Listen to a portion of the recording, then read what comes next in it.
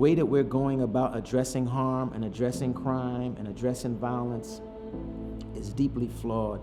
It exacerbates the situation. It's not stopping the violence. As the sentencing goes up, so does the violence.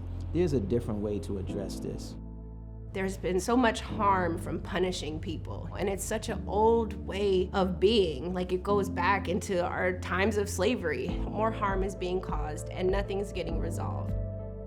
At Impact Justice, we are working with communities to develop restorative justice diversion programs that support healing and accountability. From California to Philadelphia, from Nashville to New Orleans, Impact Justice is working with a network of partners to show that restorative justice is a more impactful way to build communities and keep them safe.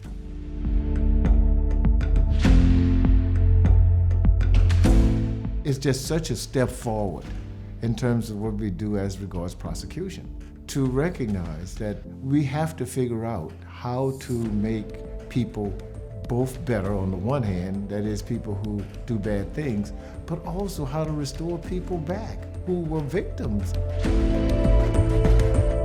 There's 4 areas of harm that we were looking to address. That's the one that we have to ourselves, to our family, to our person harmed, and to our community.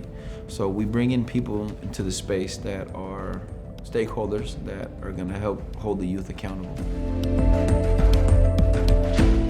We help them learn what it means to account for harm that they've caused. It's not just looking at another person and saying, I'm gonna do something to you and therefore that's accountability, I held you accountable. No, we must have processes that invite people to learn what it means to account for what they have done.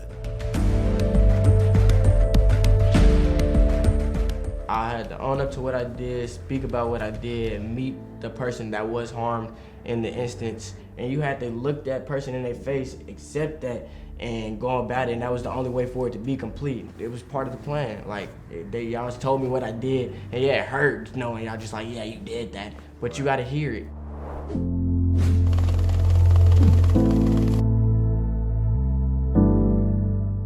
Everybody deserves second chances and redemption. Even if you feel like they don't deserve that second chance, do it for yourself. Mistakes happen, and a part of being a person in the community is to step up and make that mistake right. Do better the next time. Help the person that you hurt and the community at large. I get pushback a lot. Like, well, you're just slapping people on the wrist. You're not doing anything. And I said, but our crime rates for our juveniles are down. In 2013, we were arresting about 4,000 kids a year, if not more. At the end of 2021, that number was down to 1,000. And that means that we're doing a lot of intervention and prevention work so that it doesn't get that way.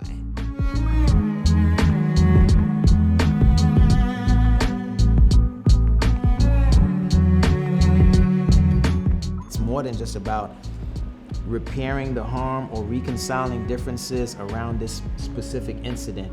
It's also about sowing the seeds that could turn into something transformative, that could change the situations and the conditions that's breeding violence and victimization in our community.